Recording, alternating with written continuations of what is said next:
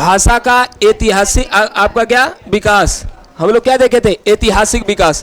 आज देखते हैं कौन सा विकास? संवैधानिक विकास। कौन सा? संवैधानिक विकास। संवैधानिक विकास।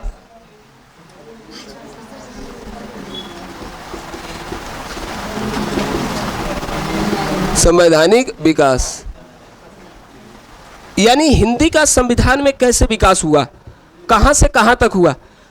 तो संवैधानिक विकास यदि हम देखें, समझ रहे हैं बात? इसके पहले हम लोग किस पर चर्चा कर दिए? ऐतिहासिक विकास पर, और भाषा के प्रकार भी देख चुके हैं। तो मुझे बताइएगा भाषा के कितने प्रकार होते हैं?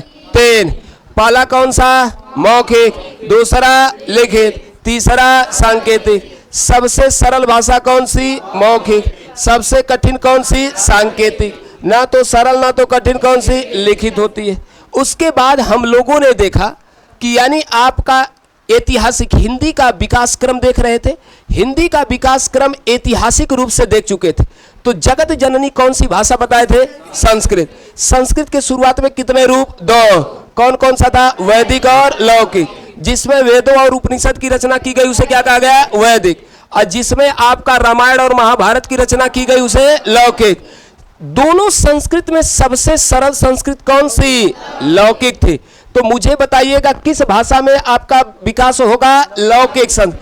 क्योंकि जो आम बोलचाल की भाषा होती है, जो सरल भाषा होती है, उसी में क्या होता है? विकास होता है। उसी में क्या होगा? परिवर्तन होगा। समझ रहे बात? तो हमारी जो लौकिक आपकी संस्कृति किसमें बदल गई? पाली में।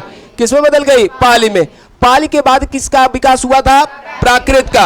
अब प्राकृत के बाद किसका विकास हो गया? अपभ्रंश का। शुरू में कितना अपभ्रंश? अब कितना? 7। अब कितना है? 7। 2 नए अपभ्रंश आए हैं जिसकी चर्चा हम आगे करेंगे। और उसी में जो है कि अपभ्रंश के बाद एक आता है आपका कौन सा अपभ्रंश? सौरसेनी अपभ्रंश।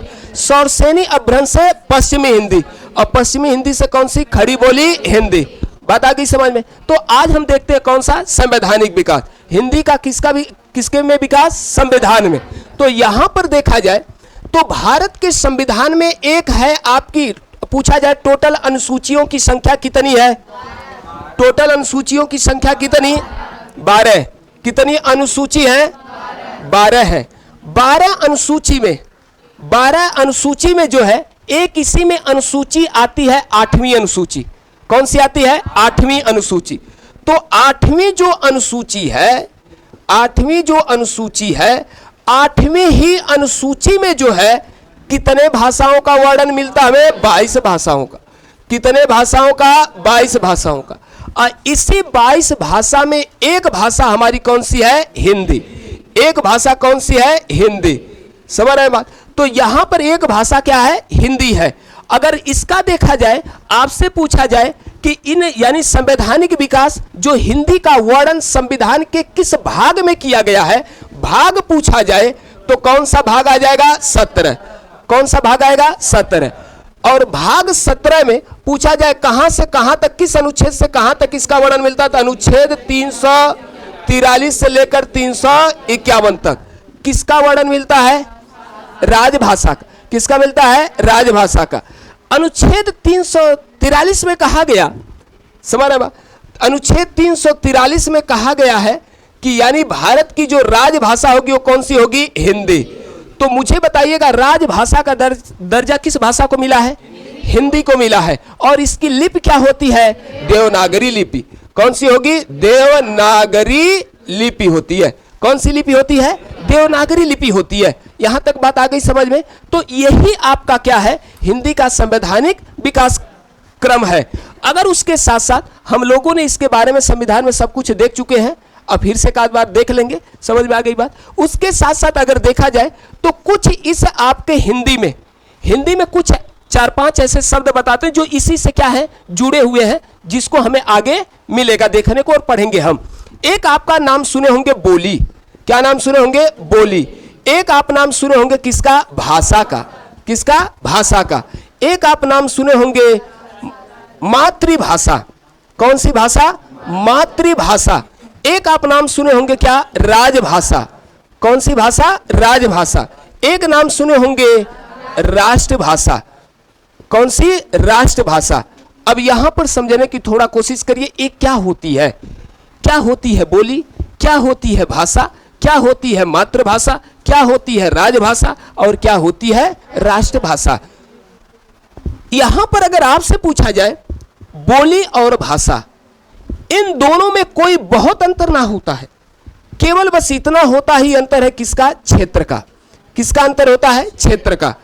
यह जो बोली है सीमित क्षेत्र में, कहां पर, सीमित क्षेत्र में बोले जाने वाले जो संचार का माध्यम होते हैं उसे क्या कहते हैं, बोली कहते हैं। लेकिन जैसे ही यह बोली का जो आपका क्षेत्र क्या हो जाए, व्यापक हो जाए, क्या हो जाए, व्यापक हो जाए, बड़ा हो जाए, लंबे क्षेत्र तक अगर जो है कि आपका संचार का माध्यम बन जाए तो वही बोली नहीं रहती बल्कि क्या बन जाती है, भाषा बन जाती है। तो क्या बन जाएगी, भाषा। तो अब यहीं पर हमने देखा जब तक सीमित क्षेत्र में बोली जा रही थी तब तक हम इसे क्या कहे थे, बोली कहे थे। क्या कहे थे, बोली। लेकिन जैसे ही इसका क्षेत्र क्या हुआ, व्यापक हुआ, उसे हम क्या कहते हैं, भाषा कहते हैं। बोली और भाषा में बस इतना ही अंतर होता है, किसका होता है, क्षेत्र का। सीमित अगर क्षेत्र है, सीमित क्षेत्र है तो इसे हम कहेंगे बोली है। अगर इसी का रूप क्या हो जाए, व्यापक हो जाए, क्या हो जाए, व्यापक हो जाए, तो उसे हम क्या कहते हैं, भाषा कहते हैं। क्या कहते हैं, भाषा। वैसे भी इसके पहले मैंने आपको भाषा के बारे में बता चुका हूं कि भाषा भाष धातु से मिलकर के बनी है, जिसका अर्थ होता है विचार प्रकट करना। यानी जब कोई मनुष्य अपने मन के विचारों को जिस माध्यम या साधन से जो है कि प्रकट करता है उसी को हम क्या कहते हैं, भाषा कहते हैं। बात आगे समझ। अगर हम आगे देखें तो अगला हमें मिलेगा कौन सा, मातृभाषा। कौन सा मिलेगा, मातृभाषा। मातृभाषा का आपको समझना है तो देखिए यहां पर लिखा है मातृ, यहां है भाषा। तो मातृ का मतलब ही होता है क्या, मां। क्या होता है, मां या माता। माता या मां के द्वारा सीखी गई भाषा को हम क्या कहते हैं, मातृभाषा कहते हैं। तो मां के द्वारा सीखी गई भाषा क्या कहलाती है, मातृभाषा। आपसे पूछा जाए सबसे सशक्त माध्यम, संचार का सबसे सशक्त माध्यम कौन सी भाषा होती है, मातृभाषा होती है। क्योंकि जो बचवा होता है वह कोई भी आपका जो होगा, जो कोई भी जो भाषा सीखेगा वो शुरुआत में किससे सीखता है, अपने मां से। तो मातृभाषा पूछा जाए, मातृभाषा का विकास कहां से होता है, परिवार से होता है और आगे बढ़ेगा और या तो किससे होगा, समाज में। तो अगर आपका इसका विकास कहां से होता है, परिवार से होता है। कहां से होता है, परिवार से होता है। और आपका कहां से होता है, समाज से। कहां से होता है, समाज से। यहीं से निकल करके वह धीरे धीरे क्या करता है, भाषा को बचवा सीखता है। बात आ गई समझ में। यह सबसे प्यारी भाषा होती है कौन सी, मातृभाषा। तो इसी पर एक कवि का मुझे उक्ति है जिसको मैं बोलना चाहूंगा। यानी भारतेंदु हरिश्चंद्र का नाम सुने होंगे। किनका, भारतेंदु हरिश्चंद्र जी का नाम सुने होंगे। उन्होंने लिखे थे क्या कि जो है कि निज भाषा उन्नति है और सब उन्नति को मोल, और बिन निज भाषा ज्ञान के और मिटे नहीं के सूल।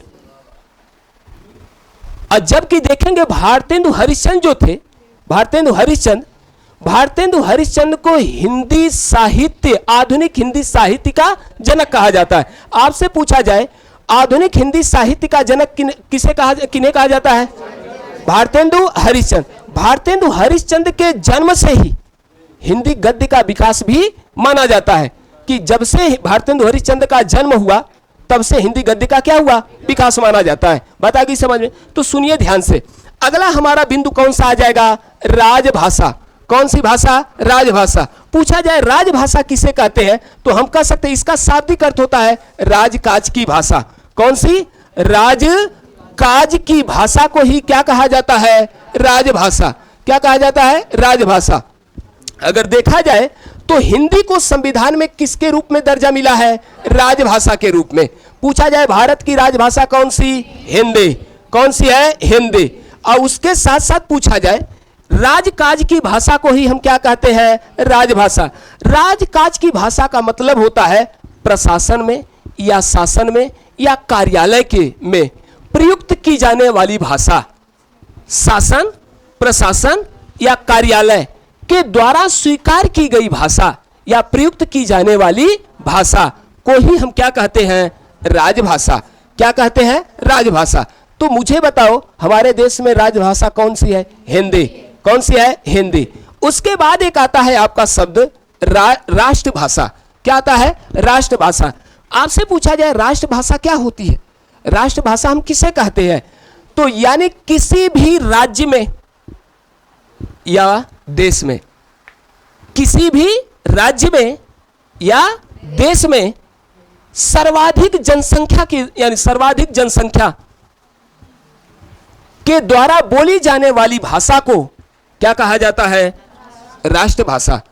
देखेंगे भारत देश में अलग अलग जो है कि प्रांतों में अलग अलग भाषा बोली जाती है। क्या बोली जाती है? अलग अलग भाषा बोली जाती है।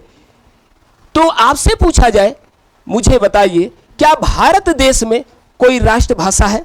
पूछा जाए कभी, यानी राष्ट्रभाषा कोई है तो कोई राष्ट्रभाषा नहीं है। राजभाषा के रूप में हिंदी है, लेकिन राष्ट्रभाषा के रूप में हिंदी नहीं है। कुछ लोग यह सोचते हैं कि राष्ट्रभाषा हिंदी है। राष्ट्रभाषा है क्या?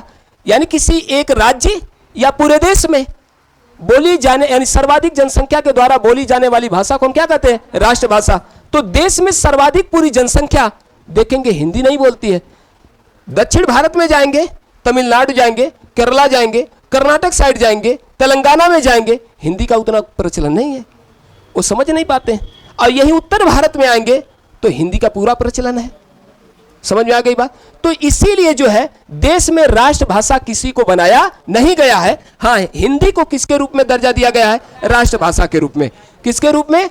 राजभाषा के रूप में। किसके रूप में? राजभाषा के। बात आ गई समझ में? उसके साथ साथ अगर हम आगे बढ़ें तो यहां पर यदि देखें तो थोड़ा से हम आपका जो है यहां पर आपका देखते हैं तो आपको मिलेगा क्या? अगले बिंदु पे हम चर्चा करें तो अगला अब हमारा आएगा क्या? आपके टॉपिक से संबंधित अब तक हम ऊपरी बात कर रहे थे, इसका थोड़ा से हम देख रहे थे क्या है हिंदी का। अब हम आपसे बात करते हैं क्या? अगले हम आपके बिंदु पे यानी बात करेंगे वह है क्या? व्याकरण। क्या है? व्याकरण। अब यहां से आपके लिए बहुत महत्वपूर्ण है क्लास, समझ रहे बात? अब आपका महत्वपूर्ण, सबसे महत्वपूर्ण क्लास यूपीपी के लिए, यूपीएसआई के लिए, यूपी टेट के लिए, सुपर टेट के लिए सबसे महत्वपूर्ण क्लास यहां से अब स्टार्ट हो रही है। बात आ गई समझ में? तो सुनिए ध्यान से क्या है यहां पर अगर देखा जाए तो व्याकरण हिंदी में कहते हैं व्याकरण, इंग्लिश में इसी का नाम क्या बोलते हैं? ग्रामर। क्या बोलते हैं? ग्रामर। पूछा जाए व्याकरण का शाब्दिक विच्छेद क्या होता है? समझ रहे? संड विच्छेद अलग होता है, अशाब्दिक विच्छेद अलग होते हैं। पूछा जाए क्या होता है तो व्याकरण जो है हमारा वी प्लस आ प्लस करण से मिलकर के बना है क्या? व्याकरण। क्या है? व्याकरण। पूछा जाए इसका शाब्दिक अर्थ क्या होता है? व्याकरण का शाब्दिक अर्थ क्या होता है? शाब्दिक अर्थ क्या होता है? तो आप जवाब दोगे इसका शाब्दिक अर्थ होता है भली भांति समझना।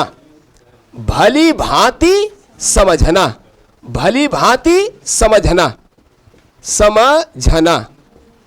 यानी व्याकरण का शाब्दिक अर्थ होता है भली भांति समझना।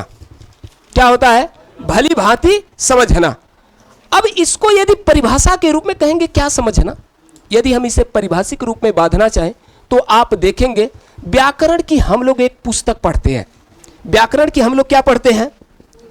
व्याकरण की हम लोग एक क्या पढ़ते हैं? पुस्तक पढ़ते हैं। आप देखेंगे तो व्याकरण का पुस्तक कह लो, मैं थोड़ा पर्याय शब्द इस पर लिखूंगा, यानी पुस्तक कह लो, या हम कह सकते हैं रचना कह लो, या हम क्या कह सकते हैं? कृति कह लो, जिसे पाणिनि महोदय ने ग्रंथ नाम दिया था। क्या नाम दिया था? ग्रंथ नाम दिया था। तो यानी यहां पर अगर देखा जाए तो हम एक व्याकरण की पुस्तक पढ़ते हैं, या कह सकते हैं रचना है, यानी व्याकरण क्या है? एक कृति का नाम है, व्याकरण एक ग्रंथ का नाम है। पूछा जाए अगर इसको व्याकरण को पारिभाषिक रूप में पूछा जाए, परिभाषा अगर इसकी दी जाए तो हम कह सकते हैं क्या? यानी ये जो आपका व्याकरण है, एक जो ये पुस्तक है, जो रचना है, जो कृति है, जो ग्रंथ है, हमें केवल 3 चीज का ज्ञान दे दे। कितनी चीज का ज्ञान दे दे? 3 चीज का ज्ञान दे दे, उसी को हम क्या कह देंगे? व्याकरण है। वह 3 चीज कौन सी होनी चाहिए? समझ रहे बात? यानी हमें 3 चीजों का ज्ञान प्राप्त कराए, उसे हम क्या कहते हैं? क्या कहेंगे? यानी व्याकरण कहेंगे। वह 3 चीज कौन होती है? हमें वह शुद्ध उच्चारण, कौन सा? शुद्ध उच्चारण। और शुद्ध है क्या करे? शुद्ध लेखन, शुद्ध लेखन और शुद्ध प्रयोग, शुद्ध प्रयोग। तो आपसे पूछा जाए यानी कोई भी आपका जो व्याकरण होता है, जो ग्रामर होता है, समझ रहे बात, वह आपसे पूछा जाए कि व्याकरण किसे कहेंगे, यदि हम परिभाषिक रूप में बांधें तो हम कह सकते हैं व्याकरण एक ऐसी पुस्तक का नाम है, एक ऐसी रचना का नाम है, या कह सकते हैं एक ऐसी कृत का नाम है, या एक ऐसी, जो पाणिनि महोदय ने कहा, एक ऐसी ग्रंथ का नाम है जो हमें, जो किसी भाषा का शुद्ध उच्चारण, शुद्ध लेखन व शुद्ध प्रयोग का बोध कराए, उसी को क्या कहा जाता है? व्याकरण कहा जाता है। आपसे पूछा जाए व्याकरण किसे कहते हैं? व्याकरण एक ऐसी पुस्तक, रचना, कृति या ग्रंथ का नाम है जो किसी भाषा का शुद्ध उच्चारण, शुद्ध लेखन, शुद्ध प्रयोग का बोध या ज्ञान कराए, उसी को क्या कहते हैं? व्याकरण कहते हैं। क्या कहते हैं? व्याकरण कहते हैं। बात आ गई समझ में? अब यहां से यदि आपसे क्वेश्चन पूछेगा क्या, या आपसे पूछा जाए तो व्याकरण के कितने अंग होते हैं, आपसे पूछा जाए व्याकरण के कितने अंग होते हैं, तो व्याकरण के कितने अंग होते हैं? 3 अंग होते हैं। कितने अंग होते हैं? 3 होते हैं। एक आपका होता है कौन सा? वर्ण होता है, दूसरा आपका होता है शब्द होता है, और तीसरा आपका क्या होता है? वाक्य होता है। क्या होता है? वाक्य होता है। अब हमारी यहीं से एक दूसरे से पूरा बिंदु जो है, यानी जो व्याकरण की पूरी बिंदु एक दूसरे से क्या है? जुड़ी है, एक दूसरे से उलझी है। यहां पर देखा जाए तो अंग कितने हो गए? 3। यानी एक आपका वर्ण, दूसरा शब्द, तीसरा वाक्य। अब यहां पर देखा जाए, सुनिए ध्यान से, यहां पर देखा जाए तो यह वाक्य जो है किसके योग से बनता है? शब्दों के योग से। और शब्द किसके योग से बनता है? वर्णों के योग से। यानी वर्णों के योग से क्या बनता है? शब्द बनता है। आप लोग मुझे बताइए वर्ण किससे बनता है? वर्ण किससे बनता है? वर्ण किससे बनता है? तो पूछा जाए वर्ण किससे बनता है, तो ध्वनि से बनता है। किससे बनता है? ध्वनि से बनता है। एक नहीं, आप केवल थोड़ा सा इंतजार करिए। एक नहीं, मैं आपको सबसे छोटी जो इकाई होगी, 1-2 नहीं, आपको मैं 5 तरीके से समझाऊंगा। समझ रहे बात? 5 तरीके से यहां मैं बताऊंगा। आपसे पूछा जाए यानी वाक्य जो है ये किसके योग से बनता है? शब्दों के योग से। शब्द किसके योग से बनता है? वर्णों के योग से। वर्ण किसके यानी किससे बनता है? ध्वनि से। अब हमारे सामने ये समस्या आ गई कि आखिर ध्वनि क्या है? ध्वनि किसे कहते हैं? ध्वनि क्या होती है? तो सुनिए ध्यान से। क्या? भाषा की मौखिक इकाई, भाषा की मौखिक इकाई, मौखिक इकाई, भाषा की मौखिक इकाई ही क्या होती है? ध्वनि होती है। क्या होती है? ध्वनि होती है।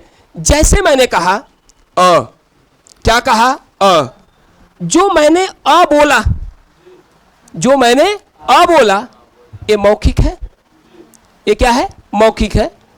यही है ध्वनि। यही क्या है? ध्वनि। लेकिन जैसे मैंने यहां अ लिख दिया, जैसे मैंने क्या कर दिया? अ लिख दिया, ये क्या हो गया? वर्ण हो गया। क्या हो गया? वर्ण। सुनिए यानी समझिए फिर से। जैसे मैंने कहा क्या? अ। क्या कहा? अ। यह क्या है? ध्वनि है, क्योंकि ये मौखिक इकाई है। क्या है? मौखिक इकाई। अभी इसके पहले मैंने कहा था मौखिक भाषा किसे कहेंगे? जब व्यक्ति कोई जो है कि क्या करे, अपने मन के विचारों को बोलकर प्रकट करे और सामने वाला व्यक्ति उसे क्या करे? सुनकर ग्रहण करे, तो उसे क्या कहते हैं? मौखिक भाषा। तो अगर हमने कहा अ, क्या कहा? अ, यह है मौखिक। क्या है? मौखिक है। अब इसी अ को यहां लिख देता हूं, अभी क्या हो गया? वर्ण हो गया। क्या हो गया? वर्ण हो गया। तो इसका मतलब यह रहा कि जो वर्ण होता है यह लिखित आपकी इकाई होती है, और जो ध्वनि होती है एक ऐसी इकाई होती है, मौखिक इकाई होती है। बात आ गई यहां तक समझ में? अब यहां पर हम व्याकरण के एक एक बिंदु पे चर्चा करेंगे, और इसी में आप पढ़ेंगे आपका क्या कि यानी आपका पहले आपका जोड़ेंगे क्या? आप पढ़ेंगे वर्ण विचार, उसके बाद शब्द विचार देखेंगे, उसके बाद वाक्य विचार। जैसे ही वर्ण विचार, शब्द विचार, वाक्य विचार अगर हम इसे देख लेंगे तो बताओ ग्रामर पूरा हमारा खत्म हो जाएगा कि नहीं हो जाएगा? पूरा खत्म हो जाएगा। क्यों? क्योंकि व्याकरण के अंग ही कितने होते हैं? 3 होते हैं, वर्ण, शब्द, वाक्य। इन तीनों को एक एक करके देखते हैं और हम अगले क्लास में समझेंगे। अब हमारी बिंदु आ गई है वर्ण। क्या गया है? वर्ण। अगले क्लास में समझेंगे कि वर्ण विचार क्या है। तो अगला क्लास हमारा होगा कौन सा? वर्ण विचार। तो इस पर हम नेक्स्ट दिन, अगले दिन देखते हैं कि वर्ण विचार क्या होता है।